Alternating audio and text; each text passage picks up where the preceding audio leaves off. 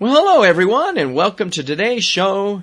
And joining me today is my daughter Ashley, who has had to endure my cooking experiments over the years. Well, hello everyone, and welcome to today's show. And joining me today is my daughter Ashley, who has had to endure my cooking experiments over the years. Are we ready, Ashley? Ready to eat. Well, let's wait for a few minutes. We'll get to that. But as you know, my faithful listeners, I started cooking and baking almost 30 years ago when my grandmother taught me in her humble kitchen. In fact, she taught me almost everything I know, and I've never attended cooking classes. You should have. Are we ready, Ashley? Ready to eat. Well, let's wait for a few minutes. We'll get to that. But as you know, my faithful listeners, I started cooking and baking almost 30 years ago when my grandmother taught me in her humble kitchen. In fact, she taught me almost everything I know, and I've never attended cooking classes. You should have.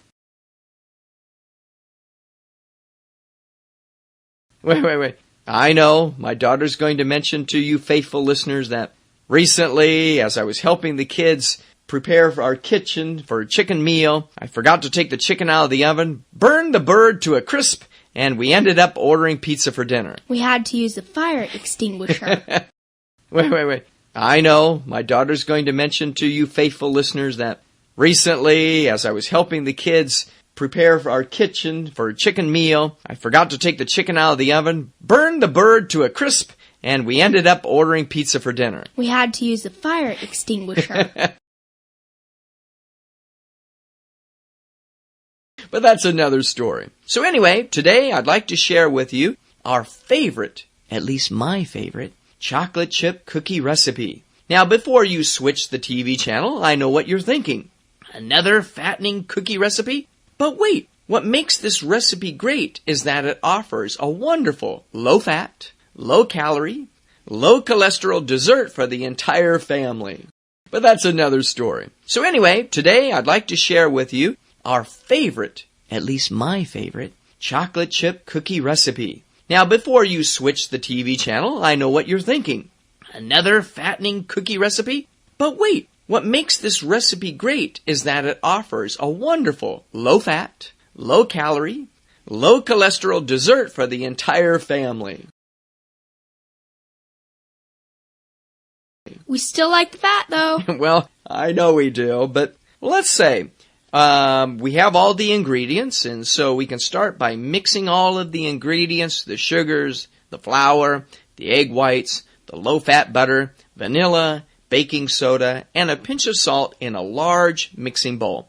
Then we add the mini chocolate chips. We still like the fat, though. Well, I know we do, but let's say we have all the ingredients, and so we can start by mixing all of the ingredients, the sugars, the flour, the egg whites, the low-fat butter, vanilla, baking soda, and a pinch of salt in a large mixing bowl. Then we add the mini chocolate chips.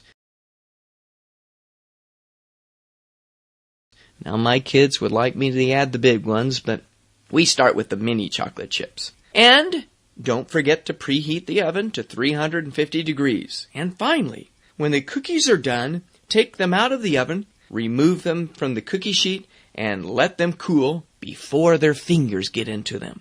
Did I forget anything? Now, my kids would like me to add the big ones, but we start with the mini chocolate chips. And don't forget to preheat the oven to 350 degrees. And finally, when the cookies are done, take them out of the oven, remove them from the cookie sheet, and let them cool before their fingers get into them. Did I forget anything? Yeah, if you have college-age kids, be sure to make a few extra batches they can take back to school for their roommates. And don't forget, the kids still at home. Oh, well, yeah, we can't do that. We can't forget them.